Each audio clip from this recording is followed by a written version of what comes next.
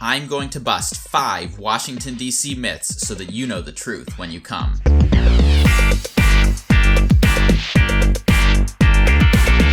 Hello, welcome to Trip Hacks DC. My name is Rob. I'm a tour guide here in the nation's capital. If you're coming to Washington, D.C. and you're looking for the best tips, tricks, and hacks for exploring the city, make sure to subscribe to this channel and hit the bell notification icon so that you don't miss any new videos. And if you're interested in signing up for a Trip Hacks DC tour, head on over to triphacksdc.com afterwards to see the tours that I offer. If you've heard any myths about Washington, D.C., leave a comment on this video and let me know what it is. And if it's false, I'll bust it. That said, let's get to the myths. My Uber driver told me that the reason D.C. doesn't have any tall buildings is so that the Washington Monument won't be overshadowed. The Washington Monument is 555 feet tall. The tallest residential and office buildings are only about 200 feet tall. A building as tall as the Washington Monument would be about 50 stories, which I'm sure there are plenty of real estate developers who would be salivating over the idea of building something that tall. The reason that we don't have any tall buildings in Washington, D.C. is because of the Height of Buildings Act of 1910. The law came into existence because of a building that you probably have never heard about. The Cairo opened as a 164-foot tall hotel in the 1890s. It was hugely controversial when it opened because the neighbors who lived nearby thought it was outrageous that this new skyscraper opened up next to their houses. They hated this building so much that they went to Congress and asked them to pass a bill preventing any future tall buildings from being built. The law actually says a lot, but the gist of it is that most buildings in Washington, D.C. cannot be taller than the width of the street that they're on plus 20 feet. So basically, if a building were to tip over, it couldn't cross the street by more than 20 feet. There are a few other specific regulations and exceptions that I won't get into in this video, but I will leave a link in the description to the actual text of the bill in case you're curious. So ultimately, even though this law does prevent any building from being taller than the Washington Monument, the actual purpose of the bill had nothing to do with monuments at all. My cousin, who interned for a senator last summer, told me that Georgetown is obviously named after the founder of the city, George Washington. The area of D.C. currently known as Georgetown was founded in 1751 in the province of Maryland. This was more than 20 years before the American Revolution and almost 40 years before George Washington selected the area to be the capital of our new country. Since King George II was ruler of the British Empire at the time, including the American colonies, you will occasionally hear the myth that the area is actually named for him. However, according to Dex Nilsson, author of the book The Names of Washington, D.C., Georgetown was actually named for neither of these Georges. Georgetown was actually settled by Scots who fled to the American colonies to avoid wars in Scotland. Maryland allowed these Scots to buy or condemn about 60 acres of land that were currently owned by 2 other men, George Gordon and George Beale. When these Georges refused to sell their land, the community made a bargain with them that they ultimately would, so long as the new area would be named after them. Thus the name Georgetown.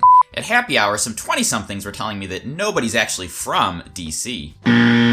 Washington, D.C. has a bit of a reputation for being a transient city, a place where people come, work for a few years, and then leave and go back to where they came from. There are actually 2 different things to unpack with this myth. First is that Washington, D.C. is a city where people are always coming and going. It's certainly true that many people have moved to Washington, D.C. from other places, some temporarily and some permanently. But that's just true of any big city. There are a few different ways of measuring this, but people who have studied the issue have found that Washington, D.C. has about the same rate of migration as other big American cities. The second part of the myth is that no one in D.C. is actually from D.C., and this is just completely false. I think the reason that this myth seems believable is because so many people associate Washington, D.C. with politicians. But the reality is that the number of politicians and their staff is so small that it's basically a rounding error on the general population. When I was standing in line for cupcakes yesterday, the person behind me in line said the reason we had to take a bus to Georgetown is because the neighbors prevented a metro station from being built because they wanted to keep riffraff out of the neighborhood.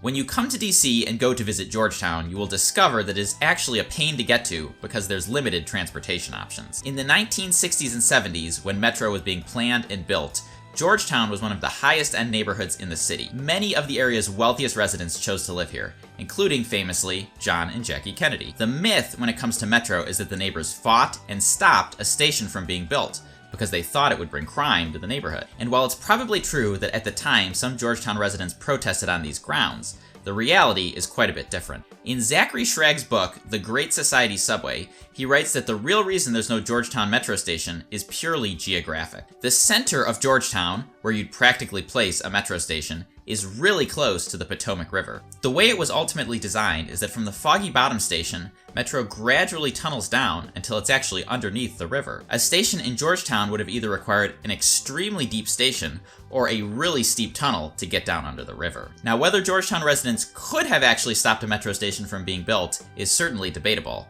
but the reality is that it was never a consideration. My mom's friend, who knows a guy whose cousin works in DC, told her that the city totally changes every time there's a new president.